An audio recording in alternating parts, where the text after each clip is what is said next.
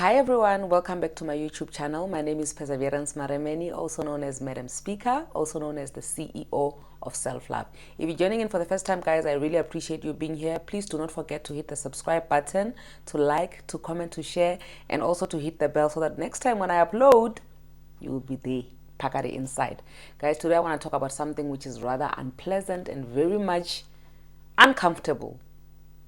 What is next after you finding out that your partner is cheating on you? Because I don't know how many times I've had women complaining to me, like, guys, honestly speaking, I don't even want to lie. It's such a drag for me to actually have to listen to people complaining to me about how many times they have caught their partners cheating, because you've been catching him. You even know how to count that I catch him every 3 months and every 6 months, because I go through his phone, because I follow him, because I know his behavior. I know when it has changed. So when he does this and that, then I already know that he's cheating, and then I go and I find the proof. But the big question is, after finding that proof, what do you do with it? Because in the past I did a video about how phones, not public, sorry, how phones should be public in relationships. I don't understand how phones should be private, because the only thing which is more private than a phone in a relationship is your private part. So when people say they need their privacy in phones, it doesn't make sense. But you need to remember that these are things that people should be agreeing on in the beginning of the relationship. You don't get in a relationship where you guys don't touch each other's phones, and now when you're married and you settle down and you're comfortable with one another, then you want to start new tricks, because that's what's going to cause conflict. Because the point that I'm trying to make now is that you get into a relationship with somebody where you guys don't go through each other's phones, or maybe you do go through each other's phones and you always find things from time to time. Every time when somebody tells me that my partner is cheating, my partner did this, my partner did that, but they're still staying in one place, gathering proof and telling me about what you found out, is really not going to help you. Let's be honest. I'm being realistic. It's not going to help you with anything. I'm not going to help you deal with your partner, your cheating partner, if I were to be honest with you, because it all has to start with you. What are you willing to do with your cheating partner? After you have gathered so much information, after you've gathered proof after proof after proof, what are you planning on doing with that proof?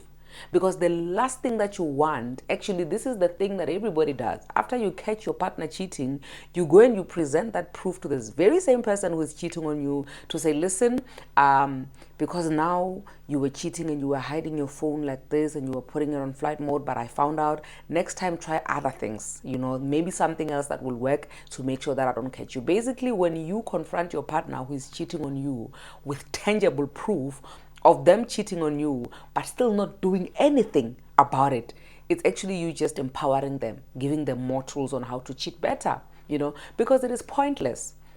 And as much as I'm always advocating for phones to be public, to be things that are not private in relationships, but at the same time, if you have decided that you're going to be in a relationship where a phone is a thing that is being used to cheat, and you always bust this person who's cheating on you through the phone, but you are staying for years and years and years, do you know what message that sends to the person that is cheating on you? It sends a message to say, listen, this one loves me more than she loves herself. That is why she's willing to stick around, even when I'm doing to her things that if she was to do to me, I would never stick around. Somebody once said in one of my videos that things that men do to women, if you did to yourself as a man, if you did to yourself the things that you do to your woman, you would hate yourself as much as you claim that women hate you or women are bitter.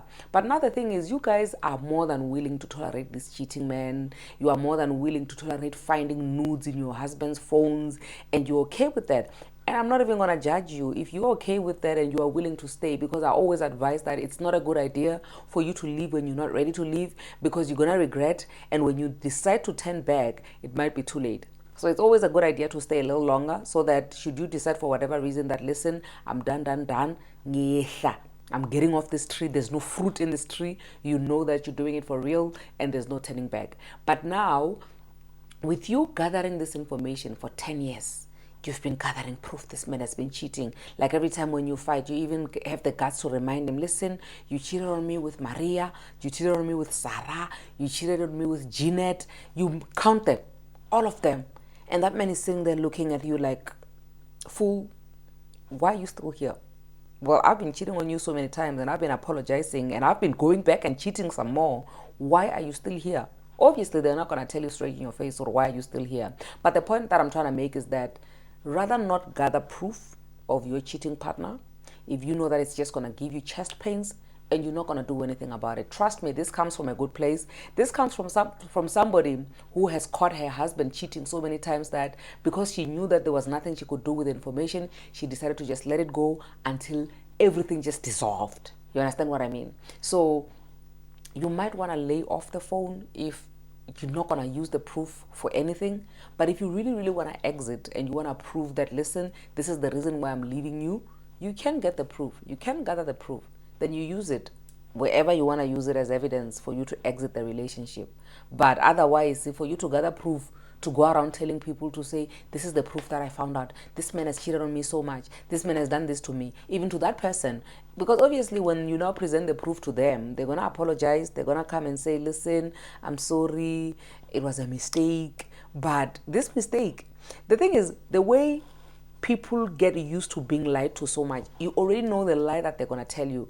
But because you're not willing to get up from where you're sitting, you're not willing to draw boundaries, you are more than willing. You would rather have somebody lie to you instead of them telling you the truth, instead of you facing your reality, instead of you saying, listen, I'm a fool and I'm not going to be a fool any longer. You would rather sit there and wait for somebody to come and lie to you and say, listen, I'm sorry, it was a mistake, I'll never do it again, when you know very well that 3 months down the line, they're going to be doing it again. So it's just a matter of you deciding what you want to do with this information. Honestly speaking, the amount of time that you spending being a private investigator, trying to investigate and prove a point that your partner is actually cheating on you, you could be doing something with it. Especially if you're not willing to leave this relationship, which is unhealthy for you. I hope this finds you well. I hope this doesn't come across as mean, because I have to dish it as hot as it is, as realistic as it is.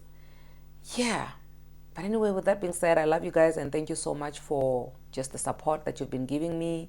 And also, before I forget, remember, we're still having Loving Yourself Back to Life program. It's a camp from the 9th to the 11th of December 2022 in Hartbeespoort Sport Dam in Northwest. So I look forward to seeing you guys there. And I'm seeing that some people are already asking that, or they are donating money for people who can't afford to buy, because it's 2,500 per person, you know, including everything, the tents, the food, because we're going to be having a private chef, and also the activities that are going to be done on the day. So everything is inclusive in that 2,500. So I really appreciate the people who are coming through. Those who are paying even in deposit, you're more than welcome to do that.